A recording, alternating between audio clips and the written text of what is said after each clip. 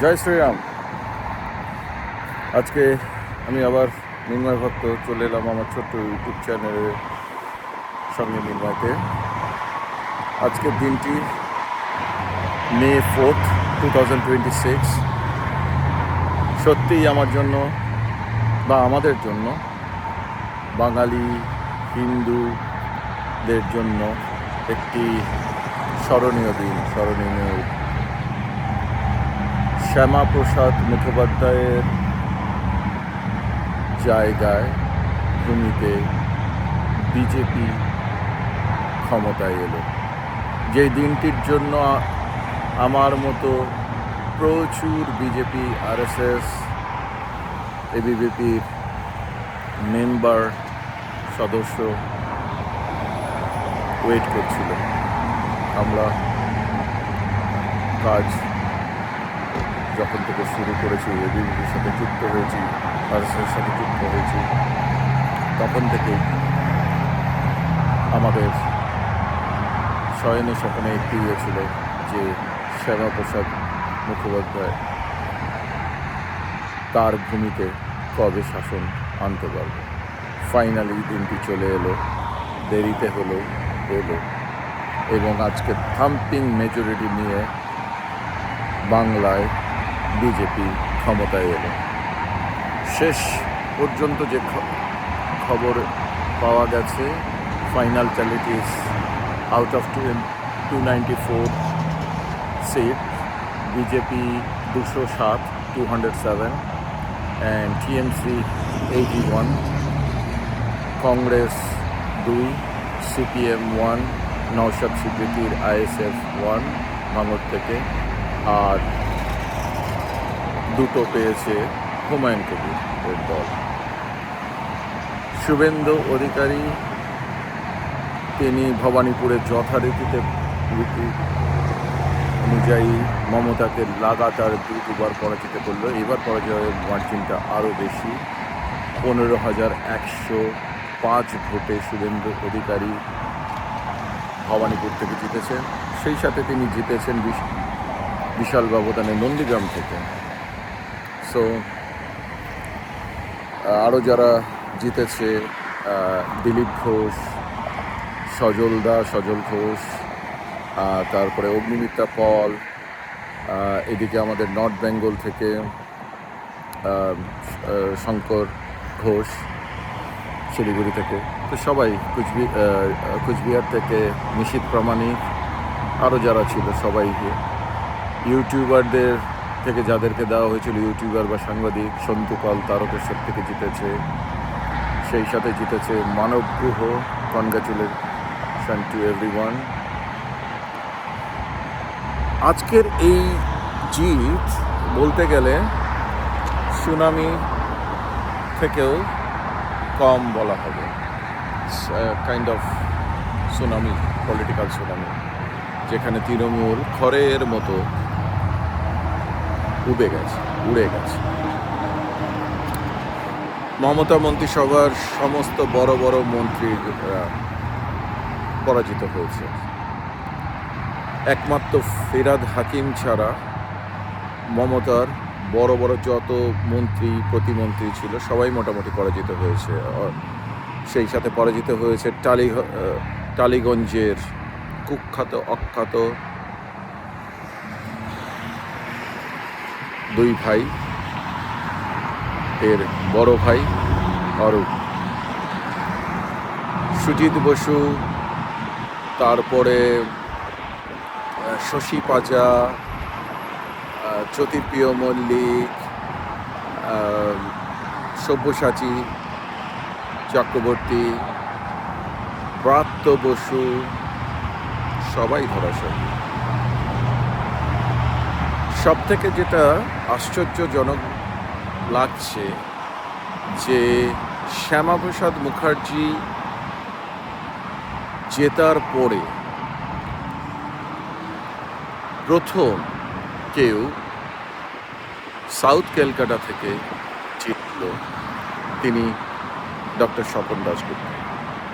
So বিজেপির সত্যি কথা বলতে আসলেই এবার নর্থ বেঙ্গল দিয়ে শুরু করে, নর্থ বেঙ্গলেতে টিএমসিকে ধুয়ে মুছে সাফ করে দিয়েছে, রাঢ়বঙ্গেও তাই, আকস্মিকভাবে দক্ষিণবঙ্গেও নদিয়া, তারপর আপনার এদিকে বর্ধমান, পূর্ব বর্ধমান, পশ্চিম বর্ধমান, এই তার নিচে মুর্শিদাবাদেও বেশ ভালোই করেছে। কারণ মুর্শিদাবাদে আপনারা জানেন যে প্রায় 60-65% সংখ্যালঘু অধ্যুষিত বা মুসলিম মেজরিটি ডিস্ট্রিক্ট। সেইখানে বিজেপির 22টির মধ্যে থেকে 10টি সিট বা 9টি সিট তুলে আনা কিন্তু মুখের কথা। দক্ষিণ 24 পরগনাতেও সেম থিং। 31টি সিটের মধ্যে বিজেপি প্রায় 8-9টা সিট তুলে এনেছে। সো ডিটেলে পর্যালোচনা করব, এখনও সম্পূর্ণ ডেটা আমার কাছে অ্যাভেলেবল হয়নি। তবে যতদূর আমি ইলেকশন কমিশনের সাইট থেকে দেখলাম, বিজেপি 46%-এর মতো, 45.98% ভোট পেয়েছে, আর তৃণমূল পেয়েছে 40% ভোট। হিন্দুরা দুহাত ভরে, বাংলার হিন্দুরা বিজেপিকে ভোট দিয়েছে। তার একটি কারণ অস্তিত্বের জন্য। আমি বারবারই আমার যারা সমালোচক বা আমার যারা বন্ধুবান্ধব রয়েছেন, যারা বিজেপি ঘেঁষা নয়, যারা একটু ওই লেফটিস্ট মেন্টালিটির বা সোকল সুডু সেকুলার, সেই শেকু মাকুদের কাইন্ড অফ গ্রুপটাকে আমি বারবারই বলতাম যে বাংলায় হিন্দু ভোটের, বাংলা কেন সারা ভারতবর্ষে হিন্দু ভোটের যেখানেই পোলারাইজেশন হবে সেখানেই বিজেপিকে বেশি না 60% অনওয়ার্ডস বা 55% অনওয়ার্ডস, ইউপিতে হলে 55% অনওয়ার্ডস হলে বিজেপিকে আটকাতে পারবে না, সুনামি হয়ে যাবে। তাই হলো। আর আরেকটা জিনিস বাংলা দেখিয়ে দিল যে হিন্দু ভোটের পোলারাইজেশন করা যায়, শত চাপের মধ্যে, শত ভাতা বৃত্তি সব কিছুর মধ্যে করা যায়। আজকের ভোট থেকে আরও কয়েকটি জিনিস শেখার আছে, স্পেশালি যারা পলিটিক্যাল অ্যানালিস্ট ওয়েস্ট বেঙ্গল বা ভারতের। পশ্চিমবঙ্গের প্রায় 84টা জেলায় মুসলিমরা 20% বা মোর, যেটাকে প্রায় তৃণমূল পকেট করে রেখেছিল যে তারা তো 84টা সিটে পেয়েই যাচ্ছে ওয়াকওভার। অ্যান্ড ইনফ্যাক্ট 2021-এ এই 84টা সিটের মধ্যে তৃণমূল প্রায় 77-78টা সিট জিতেছিল। 1-2 সিট বিজেপি আর একটি নওশাদ সিদ্দিকী পেয়েছিল। তো সেখান থেকে দেখিয়ে তো তৃণমূলের যেটি ছিল যে তারা তো 84টার মধ্যে ম্যাক্সিমাম পেয়েই যায়, আর তো মেজরিটি পেতে কি, আর বিজেপিকে তাহলে 294 থেকে 84টা মাইনাস করলে 210 থেকে শুরু করতে হচ্ছে বিজেপি। তাহলে 210-এর মধ্যে বিজেপির যে স্ট্রাইকিং রেট, যে 207টা বা 8টা যেটা পেয়েছে ফাইনাল ট্যালি, সেটা 97% হয়ে যায়। তো that is not actually not 97%, 99% হচ্ছে। তো সেটা অ্যাকচুয়ালি নট কারেক্ট। তার মানে ওই 84টা সিটের মধ্যেও পেয়েছে বিজেপি অনেক। ডিটেল আকারে আমি যখন ডেটা কালেক্ট এসে যাবে আমার কাছে পুরোপুরি, তখন এই নিয়ে 1-2টো ভিডিও করা যেতেই পারে, কারণ প্রচণ্ড আনন্দে আছি, কেন করব না। এটা আমাকেও কিছু ডেটা নিয়ে অ্যানালিসিস করতে সুবিধা পাইয়ে দিবে এবং আমি বুঝতে পারবো যে কীভাবে হয়েছে। তার মানে এই মুসলিম অধ্যুষিত এলাকাতেও জেতা যায়, বিজেপি জিততে পারে। এবং আমি আগেও বলেছি, এখনও বলেছি যে অশিক্ষিত মুসলিমদের কাছ থেকে বিজেপি ভোট পায় না, কিন্তু শিক্ষিত তাদের মধ্যে স্পেসিফিক্যালি সেই সমস্ত শিক্ষিত যারা, যেরকম মাসুম আক্তার, শফিক, এদের মতো যারা আবুল কালাম আজাদের অনুসারী, সেই সমস্ত দেশপ্রেমী মুসলমানরা অবশ্যই বিজেপিকে ভোট দিয়ে আসতো, দিয়েছে এবং ভবিষ্যতেও দিবে।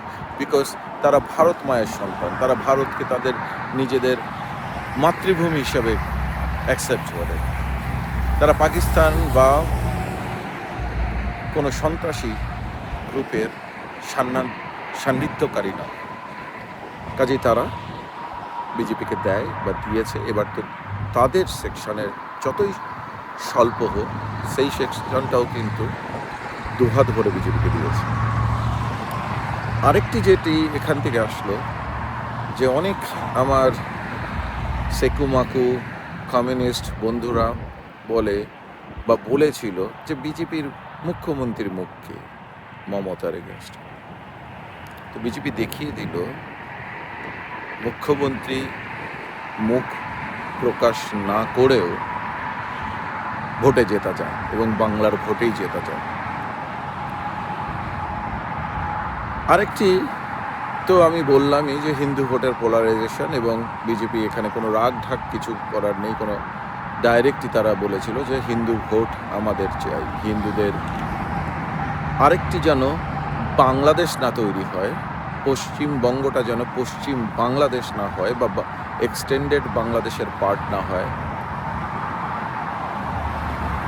এবং ভারতের সিকিউরিটির জন্য যেন আর থ্রেট না হয়, তার জন্য বাঙালি হিন্দুর অস্তিত্বের জন্য হিন্দুদের ইউনাইটেডলি এই ভোটটি দেওয়ার দরকার ছিল, আর তাই হলো। তৃণমূলের চুরি লাগাম ছাড়া ছিল, তারপরেও তৃণমূল কিন্তু 2021-এও জিতেছে। 2021-এ তৃণমূলের জেতার কথা না, কিন্তু জিতেছে। সেই ক্ষেত্রে তারা প্রচুর ছল চাতুরি করেছে, ইলেকশন রিগ করেছে, যা করতে হয় করেছে। কিন্তু বিজেপি এবার প্রচণ্ড সংযত ছিল, এবং প্রতিনিয়ত সেন্টার থেকে বিজেপির প্রায় 19-20টা স্টেটে যে ক্ষমতায় আছে তার চিফ মিনিস্টার বা ডেপুটি চিফ মিনিস্টার তারা এসেছে, এবং বড় বড় লিডাররা এসছে। নরেন্দ্র মোদীজি এই 76 ইয়ার্সেও কীভাবে দাপিয়ে বেরিয়েছেন, সভা করেছেন, এগুলো কিন্তু সবই পজিটিভ ভাইব এনেছে। অমিত শাহজির কথা তো না বললেই নয়, প্রায় 2 মাস ধরে তিনি প্রায় বলতে গেলে বাংলাতেই ছিলেন। তো এদের সবার চেষ্টা, এবং সেই সাথে আমি সত্যি কথা বলতে নত মস্তকে আমার সমস্ত বিজেপি কার্যকর্তাদের কাছে নমস্কার জানাচ্ছি যে তারা 2021-এ ভোট পরবর্তী অত্যাচারের পরেও কিভাবে রুখে দাঁড়িয়ে ভোটটাকে করালো। এবার এটাকে বলে না ভালোবাসা। ফেসবুকে আমার কিছু বন্ধুরা রিসেন্টলি কমেন্ট করেছিল আমার কোনো একটা পোস্টে, যে বিজেপি আসলে আমার কী লাভ, আমার কোনো লাভ নেই। কী লাভ আমার? হ্যাঁ, সেরকমভাবে দেখতে গেলে আমার কোনো লাভ নেই। আমি তো আর এখন ভারতবর্ষে থাকি না, হয়তো বা ঘুরতে যাই কখনো। কিন্তু একজন ভারতীয় সংস্কৃতির কে ভালোবাসা ব্যক্তি বা ভারতীয় হিন্দু হিসাবে গর্ববোধ করা ব্যক্তি বা বাঙালি হিন্দু হিসাবে গর্ববোধ করা ব্যক্তি, পশ্চিমবঙ্গটা যেই রাজ্যে আমার শৈশব এবং কৈশোর কেটেছে, আমি আমার জীবনদশায় সেখানে জিহাদিদের উদ্দাম তাণ্ডবতা দেখতে পারবো না।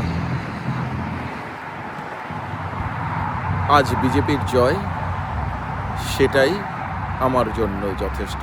অ্যাটলিস্ট এই জিহাদিদের তাণ্ডবতা বাংলাদেশি জামায়াত, হেফাজতে ইসলামের মুসলিমগুলো এসে নিউ টাউন সহ কলকাতার বিভিন্ন জায়গায় বা পশ্চিমবঙ্গের বিভিন্ন জেলাতে আখড়া বানানো,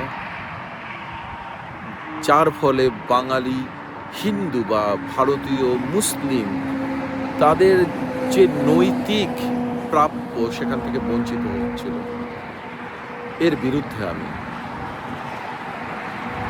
ভারতের সেফটি অ্যান্ড সিকিউরিটির জন্য একটা বিশাল কোয়েশ্চেন হচ্ছে তার পূর্ব দিকের বর্ডার সিকিউরিটি অ্যান্ড সেফটি। তার জন্য খুব দরকার ছিল পশ্চিমবঙ্গের এই চেঞ্জটা, কারণ পশ্চিমবঙ্গের বাংলাদেশ লাগোয়া ডিস্ট্রিক্টগুলোতে মোটামুটি ডেমোগ্রাফি প্রায় চেঞ্জ হয়ে গেছে। এটা নট অনলি মুসলিমদের জনসংখ্যা বৃদ্ধি, এই সাথে বর্ডার টপকে আসা জামায়াতপন্থী বা বাংলাদেশের টেররিস্টপন্থী গ্রুপগুলো মেম্বাররা ছিল। আস্তে আস্তে করে বাংলায় লাভ জিহাদ অনেক বছর ধরে চালিয়ে গেছে, ভারতবর্ষে চালিয়ে গেছে। এগুলো কোনো বাজে কথা না, স্ট্যাটিস্টিক্স দিয়ে। লাভ জিহাদের প্রথম কেসটা ফাইল করা হয়েছিল কেরালাতে, এবং সেটি ফাইল করেছিল সিপিএমের চিফ মিনিস্টার। কাজেই আজকে কিছুটা হলেও রিলিফ লাগছে। তবে সেই সাথে আমি একটা অনুরোধ করব একজন সচেতন নাগরিক হিসাবে। ইয়েস, আমারও মনে দুঃখ হচ্ছে, কষ্ট হচ্ছে, জ্বালা হচ্ছে যে আমরা 2021-এ ভোট পরবর্তী হিংসা বা বিফোর ইলেকশনের হিংসাতে ভোটের সময় 253 জন আমাদের সহযোদ্ধা, বিজেপির সমর্থক এবং বিজেপির কার্যকর্তাকে হারিয়েছি। তাদের প্রাণ, তাদের এই বলিদান যে ব্যর্থ ছিল না, আজকের জয় সেটাই। তাদেরকে ডেফিনেটলি আমরা স্মরণ করে তাদের আত্মাহুতির প্রতি শ্রদ্ধা জানিয়ে আমার একটাই নিবেদন থাকবে আমার বিজেপি ভাই বোনেদের প্রতি, বিজেপি কর্মকর্তাদের প্রতি ওয়েস্ট বেঙ্গলে, যে এবারের ইলেকশনটা এত ফেয়ার হয়েছে যেখানে একটা মায়েরও কোল খালি হয়নি। তো দয়া করে, হ্যাঁ আমি জানি আপনাদের মধ্যে ক্ষোভ আছে, রাগ আছে, দয়া করে তৃণমূলের নিচু তলার লোকদেরকে, যারা ক্রিমিনাল তাদের জন্য আইনগতভাবে ব্যবস্থা করা হবে। শুভেন্দু দা, দিলীপ দা এরা বলেই রেখেছে যে আমরা বদলা নেব, কিন্তু আইনের পথে। দয়া করে এদেরকে অ্যাটাক করবেন না, দয়া করে এদের সহায় সম্পত্তি ধ্বংস করবেন না, লুট করবেন না। এটা আমার একটা আকুল আবেদন। কারণ বিজেপি ক্ষমতায় এসছে বাংলাটাকে গড়তে নতুন করে। আমরা নতুন পথের নতুন দিশারি হয়ে আমরা শপথ নেই, দেখি কি করতে পারি। বিজেপির কাছে অনেক চ্যালেঞ্জ। প্রথম চাকরি ব্যবস্থা করতে হবে, প্রথম অ্যাকচুয়ালি ইকোনমিটাকে দাঁড় করাতে হবে। কারণ অলরেডি 8 লক্ষ কোটি টাকার বেশি মমতা লোন নিয়েছে এই খেলা মেলা, এই ভাতা বৃদ্ধির জন্য। অ্যান্ড বিজেপিও কমিটেড যে সমাজের নিচু স্তরের মহিলাদের জন্য 3000 টাকা করে অন্নপূর্ণা ভাতা দিবে। বিজেপি অলসো কমিটেড যারা কাজ পায়নি তাদের জন্য 3000 করে মাসিক ভাতা দিবে।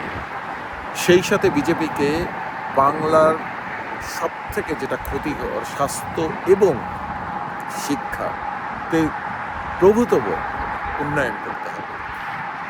প্রধানমন্ত্রী নরেন্দ্র মোদী আজকে জেতার পরে যেই ভাষণটি দিয়েছে সেখানে আমি শুনছিলাম, খুব ভালো লাগলো যে তিনি বলেই দিয়েছেন যে প্রথম ক্যাবিনেট মিটিংয়ে আয়ুষ্মান ভারতকে ইনক্লুশন করবে। তাহলে স্বাস্থ্যসাথী বা স্বাস্থ্যসাথীর নামে যে চুরি, এগুলো বন্ধ হয়ে যাচ্ছে এবং সেন্টার থেকে এই যে সুন্দর যে স্কিমটি এটি পাবে। সেই সাথে লাডলি বেহেনা, ফার্মার্সদের যে ইয়েগুলো আছে, এগুলো সবই মানে সেন্টারের যথাযথ যেই স্কিমগুলো আছে সেই স্কিমগুলো বাংলায় খুব দ্রুত তাড়াতাড়ি চালু হলে আমার মনে হয় যে ইনিশিয়াল যে হার্ডশিপটা বিজেপি যে নতুন স্টেট গভর্নমেন্ট হবে তার জন্য হবে, কারণ ট্রেজারিতে তো মনে হয় কিছুই টাকা নেই, মমতা পারলে উঠে যায়। আর খুব ভালো লাগলো যে যখন মোটামুটি ক্লিয়ার ম্যান্ডেট পেয়ে গেছে, সাথে সাথে সেন্ট্রাল ফোর্স নবান্নটাকে ঘিরে রেখেছিল, সবাইকে চেক করেছে। কারণ মমতা ভাইপো এরা হচ্ছে চোর, পুরো চোর, এরা পুরো চোরের রাজত্ব। আর কি দাম্ভিকতা, আজ সমস্ত দাম্ভিকতা আর এই চোরচবৃত্তির পতন হয়েছে।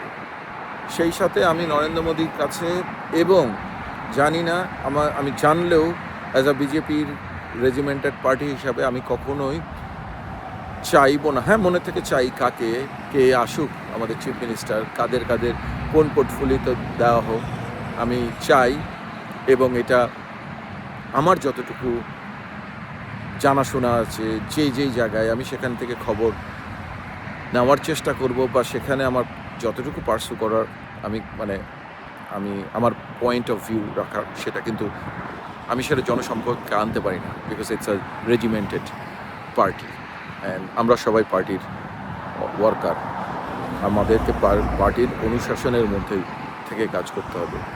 সো যিনি চিফ মিনিস্টার হবেন এবং এই যে ডাবল ইঞ্জিন, এই ডাবল ইঞ্জিনের সুবিধাটা কিন্তু নিতে হবে।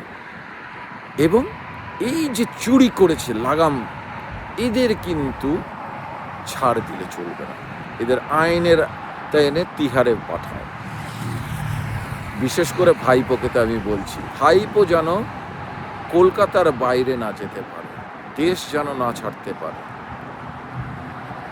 কারণ ওর যে অধ্যত্ব গত পরশুও ও